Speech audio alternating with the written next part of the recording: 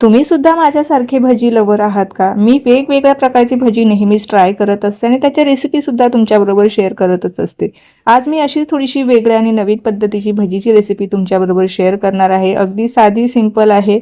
जास्त काही साहित्य नाही, बेसिक इन्ग्रेडियंट्स वापरून आज आपण थोडीशी वेगळ्या पद्धतीची ही भजी ट्राय करणार आहोत. लहान मुलं तर ही भजी खाऊन इतकी खुश होणार आहे, कारण त्यांचा आवडीचा पदार्थ ह्या भजीमध्ये आपण टाकलेला आहे. चला तर मग वेळ न घालवता लगेचच आपल्या रेसिपीला आपण सुरुवात करूया. रेसिपी नेहमीप्रमाणेच अगदी साधी, सिंपल, सोपी आहे. त्यामुळे तुम्हाला नक्कीच आवडणार आहे. तर त्यासाठी रेसिपीला एक लाईक जरूर करा. सर्वात अगोदर आपण आता ब्रेडच्या आतमध्ये भरण्यासाठी जे स्टफिंग आहे ते तयार करून घेऊया. तर त्यासाठी 2 उकडलेले बटाटे आपल्याला लागणार आहे. तर मध्यम आकाराचे 2 उकडलेले बटाटे घेतलेले आहे. किसणीने आपल्याला छान किसून घ्यायचे आहे, जेणेकरून बटाट्याच्या गाठी किंवा गुठळ्या राहता कामा नये. तर दोन्ही बटाटे मी छान किसणीने किसून घेतलेले आहे, किंवा तुम्ही स्मॅशरने स्मॅश जरी करून घेतले ना तरीही चालेल, काहीच हरकत नाही. तर दोन्ही बटाटे माझे छान किसून झालेले आहे. आता यामध्ये बाकीचे राहिलेले साहित्य टाकून घेऊया. यात काही आपल्याला सुखे मसाले घालायचे आहे. अजिबात जास्त काही साहित्यसुद्धा लागत नाही. घरातलेच साहित्य वापरून आपण हे जे ब्रेड पकोडे आहे ते बनवणार आहोत.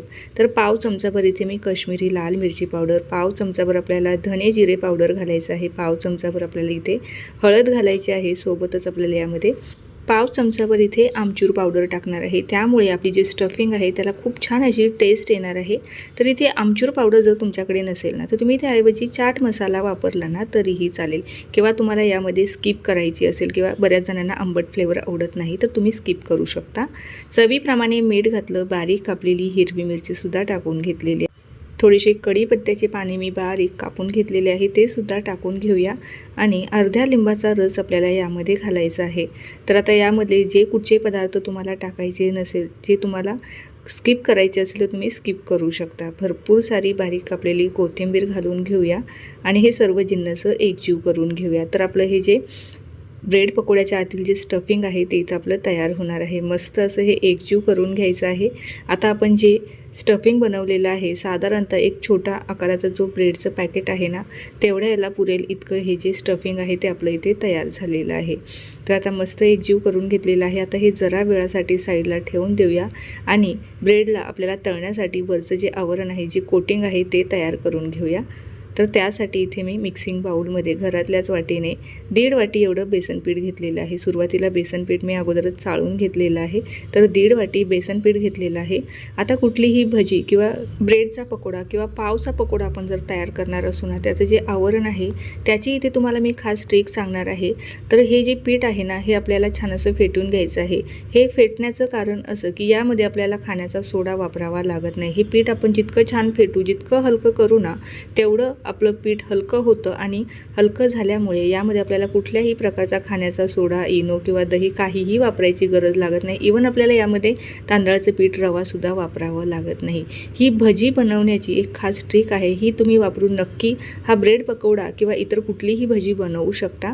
तर या ठिकाणी हे पीठ मी 5 ते 7 मिनटं फेटून घेतलेलं आहे. फेटल्यानंतर या पिठाचा रंग तुम्हाला अगदीच हलका झालेला आहे, लाईट झालेला आहे. कुठलीही भजी बनवताना हीच ट्रिक वापरून भजी बनवा. भजी अगदी मस्त अशी हलकी फुलकी, जाळीदार आणि पोकळ तयार होतात. आता ह्या पिठाची कन्सिस्टन्सीसुद्धा तुम्ही पाहिली असेल. आता यामध्ये बाकीचे काही राहिलेले जिन्नस टाकूया. यात मी पाव चमचा हळद टाकणार आहे. यामध्ये आपल्याला हळदीचं आणि लाल मिरचीचं जे प्रमाण आहे ना अगदी कमी करायचं आहे.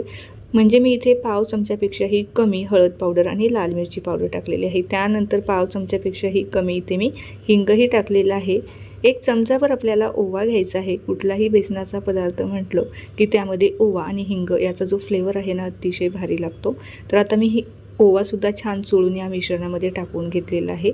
थोडीशी बारीक कापलेली कोथिंबीरसुद्धा टाकून घेऊया. चवीप्रमाणे मीठही टाकून घेतलेलं आहे.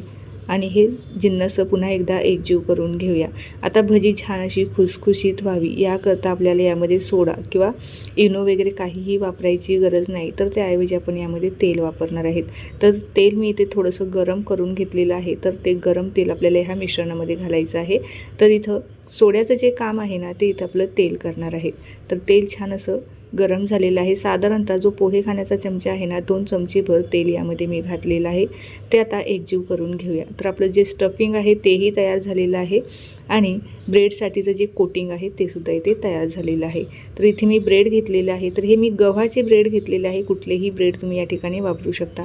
इथे मी ब्रेड वापरत आहे. तर तुम्ही इथे तुम्हाला पाव वापरायचे असेल तर पावाचे सुद्धा तुम्ही हे पकोडे बनवू शकता. तर छोट्या साईजचा जो ब्रेडचं पॅकेट येतं तेच मी या ठिकाणी घेतलेलं आहे. तर एक ब्रेड घेतलेला आहे. त्यावरती जे बटाट्याचं आपण स्टफिंग तयार केलेलं आहे ते छान व्यवस्थित पसरवून घ्यायचं आहे. अगदी मस्त हे लागतात. हे तुम्ही मुलांच्या टिफिनमध्ये सुद्धा देऊ शकता. मुलंसुद्धा नक्कीच आवडीने खातील. तर हे पहा सर्व व्यवस्थित पसरवल्यानंतर आता तुम्हाला किती प्रमाणामध्ये ह्याला लावायचं आहे. बऱ्याच जणांना जास्त स्टफिंग असलेला जो ब्रेड असतो तो आवडतो किंवा अगदी कमी प्रमाणात लावायचं असेल तर तसं तुम्ही तुमच्या आवडीनुसार जे बटाट्याचं स्टफिंग आहे ते लावून घेऊ शकता. त्यानंतर इथे मी बारीक कापलेला कांदा घालत आहे. वरतून कांदा टाकणे हे सुद्धा पूर्णपणे ऑप्शनल आहे आणि यावरतून मी थोडंसं जे मोझरेला चीज आहे ना ते टाकणार आहे. हे सुद्धा टाकणं पूर्णपणे ऐच्छिक आहे. त्यामुळे हे दोन्हीही पदार्थ जर तुम्हाला टाकायचे असेल तर तुम्ही टाकू शकता किंवा पूर्णपणे हे स्किपसुद्धा करू शकता. तर मस्त असं मी चीजसुद्धा यावरतून लावून घेतलेला आहे आणि वरतून दुसरा जो ब्रेडचा स्लाईस आहे जे पीस आहे तो व्यवस्थित त्याला दाबून घ्यायचा आहे आणि याचे छान असे लांबड्या आकारामध्ये याचे कट तयार करून घेणार आहे.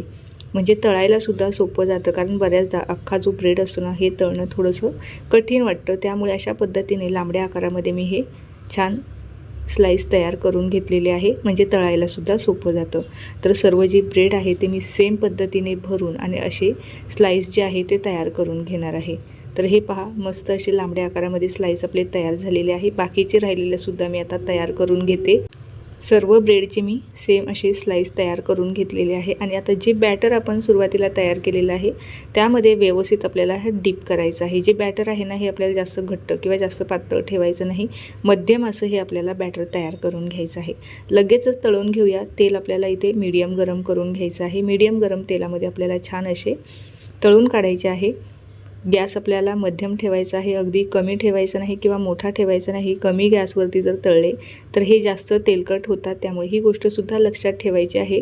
तळत असताना गॅस मध्यम ठेवायचा आहे. मोठा ठेवायचा नाही. मोठा जर ठेवला तर आतमध्ये जे आपण चीज घातलेलं आहे ते व्यवस्थित मेल्ट होणार नाही.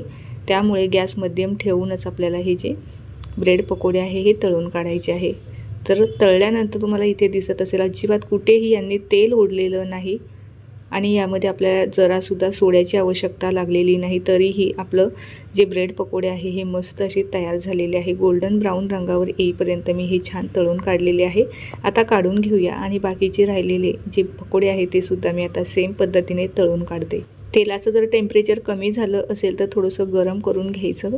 जर तेलाचं टेम्परेचर कमी झालं आणि लगेचच आपण हे जे पकोडे सोडले तर तेलकट होण्याची शक्यता असते. ह्या गोष्टीची सुद्धा आपल्याला काळजी घ्यायची आहे.